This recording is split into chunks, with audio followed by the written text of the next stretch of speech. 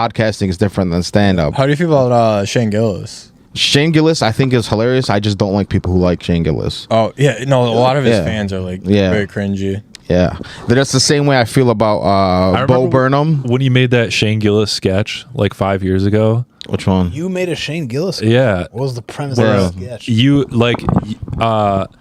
You were like responding to his ISIS commercial. Oh yeah. And then didn't he like retweet it or something? Something like that. Yeah, I did. That was during the heart of the pandemic. Yeah, I was at home and I responded. And then I think you put it on the podcast. I think so, yeah. That's fucking hilarious. I completely forgot that. It was a member of ISIS responding to his ISIS Toyota video. Yeah. Thanking him or whatever. Uh-huh. That was back when he was still accessible. Yeah. Like, he would never see that. No. Yeah, and I think, I mean, obviously he's funny. Yeah. I don't know how long he can keep that his pace up, though. I don't see his Yeah, no, every time I see him, he's Did you watch him last time he came to Detroit? No, I didn't. I've never seen him live. I heard it was the whole, like, this isn't to knock him. Like, I'm not but like from what I've heard from people, he did the same set that he did last time he was here. So they felt like and then at a arena too. Yeah, I mean that's funny because he's friends with Louis C.K. and Louis C.K. kind of says that it's like if you do a one arena, people like they'll come see you, but they're probably not going to come see you at an arena again because that's for you more than it is for the fans. Because who the fuck wants to go sit? I hate going to arenas. That's why I feel conflicted comedy about at an arena. Oh, I would love to do it, but I would hate to go watch it. Let's get to the point where you might fill an arena. I know. Let's get to the point where I can do that, but. For me, I saw Sebastian Maniscalco. We talked about this. Mm-hmm. I saw Sebastian Maniscalco at Little Caesars, and we were all the way at the top. And I was like, "What am I fucking doing? Yeah. I can barely see the fucking guy." Yeah, you can barely. I don't know. I struggle to like process words as it is, and like hearing stuff like fucking like you're watching the jumbotron from the back. Yeah, like and here. Like when I'm at like a hockey game and there's like the announcers, like I'll struggle to like fucking understand what they're saying. Like if they're talking fast. And I get vertigo, so if I'm like looking down, especially at Little Caesars, I'm like, "Fuck me, man!" I get vertigo looking up. Yeah, and it's I heard even performing in a stadium is weird because it's like you don't so know many people, the laughter, and there's literally a delay in like people's reaction because so like, you have the to wait longer or whatever. Back. Yeah, no, I agree. Big theaters, arenas, a club is ideal. Like for comedy. Yeah, but I don't know. From his standpoint, maybe he wants to give like the most fans possible the opportunity to see that he could do 3 or 4 different shows. No, he's definitely a people's person. But he can do. Then he would be able to do. He would if he wants to do arenas because it's the easiest way to make money and the most people can see him. If he really cared about the quality of the art, he'd just sell out 4 theaters, 5 theaters in a weekend. Yeah, I know. One. I know that he does care. From like I'm not saying he does. I think he's just at a point where he's so big that he kind of has to. Sure, that check also looks pretty good. Yeah, it's stupid probably. Because I know that he's like he very openly hates like ticket scalpers and stuff. Like he says that he like keeps his tickets like as low as he possibly can, like to counter that. But then they all get sold out. Look, I'm sure he's a man of the people, but I think that's what what turns me off. Yeah, it's just once you get so big, it kind of like it bites you. Like it's inevitable. Too much exposure. He's been like on a steady like incline, but like he's like at the top now. Like I don't know if like you can really get that much bigger. And I think that it's annoying that like people now use him as the case for like, see, cancel culture isn't real or whatever. Yeah. It's like, yeah, but that's because he was talented. Thank God. If he wasn't, that's fucking shitty people giving him like a bad image, which I don't really like. But I know what you mean. Yeah, but they have like a point.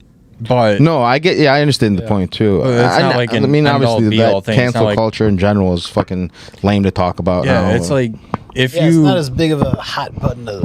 People aren't getting canceled like they used to. No, they were coming after him. Now, cancel culture got Cam Patterson's on SNL. The fact that Cam Patterson's on SNL, I think, says something. Shane has hosted it twice. Yeah, but I mean, a full-time cast member being someone from Kill Tony. Yeah, but what has Cam Patterson really like said or done at the time? I know. I was saying that he's a funny guy too. But I think that's what was started. Like he says funny things, but is his material funny? You know? Yeah, that's exactly what I don't know. I said the same thing to Joe when he told me. People don't like it. I was saying like he's a good fit because like he's a likable and charismatic guy, and he'll probably like do well there. Sure. And it's also like a good thing for comedy because of, they're not afraid to like bring someone from Kill Tony, like someone that's like notorious for being edgy, onto their show, like full time. Yeah, but I mean, I don't even want the tide to change that much. I liked when people were overly offended. Because that meant there was a line you could cross. If there's no line to cross, then I was like, what the fuck? I like dancing on the line. There's a line you can cross. It's just but now it's got to be like talking about raping dogs and babies, Okay, well, if you have to talk about that. I don't even think that's the line. I know. That's what I'm saying. That's like every podcast now. How can we just do Cumtown? Sure. I think it was also, the people have spoken, It's like, you could try to cancel them, but if they have enough of a fan base, it's like, fuck you can't cancel me. I never listened to Cumtown until recently. By the way, I didn't even. Yeah, it's pretty funny. Yeah, I didn't get into them until they were on their way out. Like it was kind of.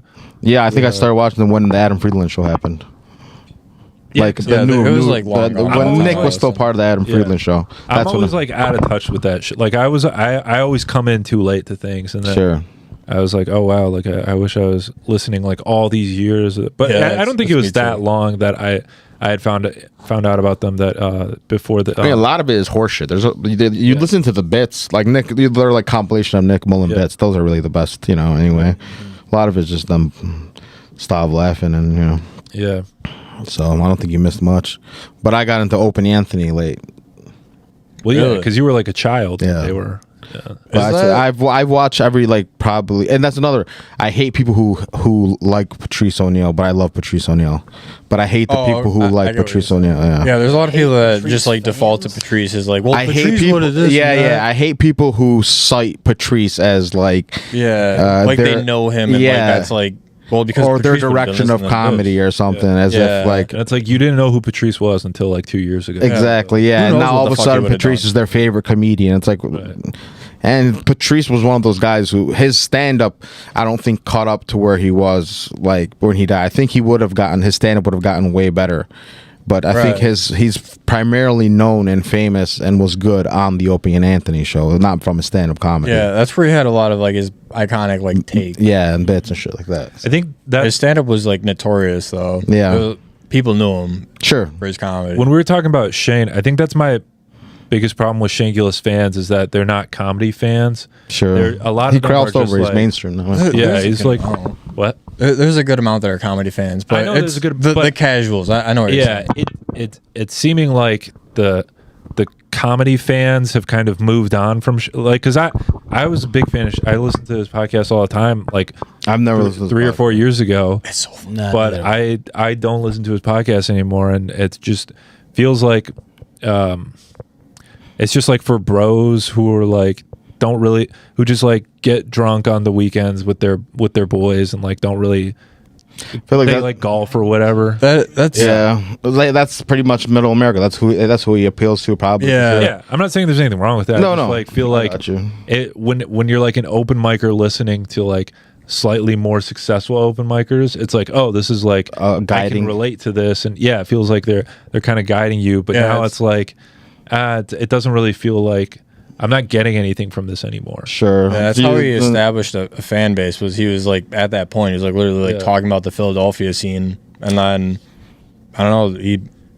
garnered up a following because him and Matt like they were fucking funny. Like they stood out because they were like comics. They weren't really big, but they were funny. And then they got bigger and bigger, and then Shane got on SNL, and then it was history from there. Because he got fired from SNL. Yeah. I was listening. I sent this to you. Like they did a clip of their podcast with Dave Chappelle. It was just Shane and Dave Chappelle and a couple of the other ones like talking about comedy. Not Matt. It was like the other guys. Lemaire and Shane. And or not Lemaire. James McCann. He was talking about like moving to Philly to do comedy, and then he kind of like. It didn't seem like there was like that much of a.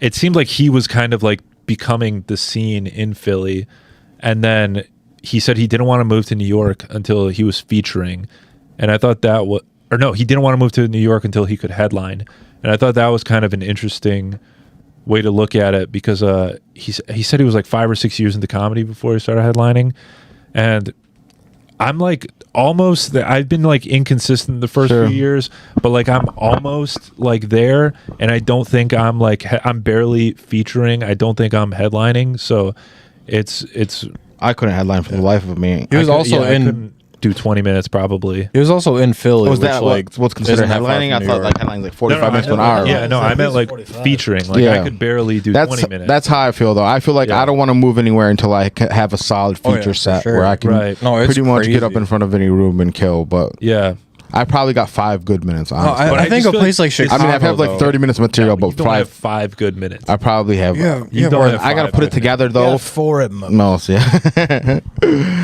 But I got to put it together, and then when I put it, like when I get longer sets, you have more than 5 minutes, dude. I have more than 5 minutes, but I do it so infrequently that it's not sharp.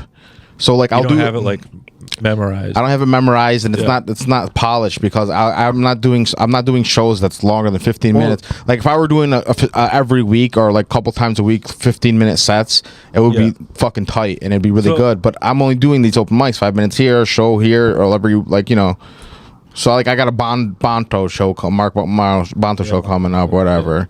So I'm not getting enough opportunities to sharpen my longer sets. Yeah. So but then I got 5-minute parcels that I work a little bit on at a time. But after I move on to work on, like I'll do this 5 minutes and it's good. Then I'll move on to work on another 5 minutes. But then by the time I go back to the other 5 minutes, I've kind of forgotten what the essence of it was. Yeah. So it sucks. Yeah, that's like I feel like it's taking me like so much longer to get to the feature point where like I can be like a solid, because I don't get booked on shit. Like none of the clubs book me, none of the like the local shit, like the you gotta suck dick shows. It's fucking annoying. Yeah, I know that's part of it too, but I don't know, I think it's just a weird time where just there's so many fucking people doing comedy now. That's another thing too. Like, it's harder to kind of like rise because there's like new guys who like are trying to like take the spots, and then there's like established guys who don't want to give it to like people of like a certain time frame, and it's just like weird to like and Michigan's just a weird fucking place for that. I feel like we complain about it, but that's every kind of profession and everything. Like it's all kind of like politics and bullshit, that is and every profession. But the other thing is like if it is that saturated, not everybody is going to be serious, right? And really, in any creative endeavor, it's usually kind of an endurance sport, anyways. Sure. Yeah. So just keep sticking with it, then eventually everyone's gonna fall off.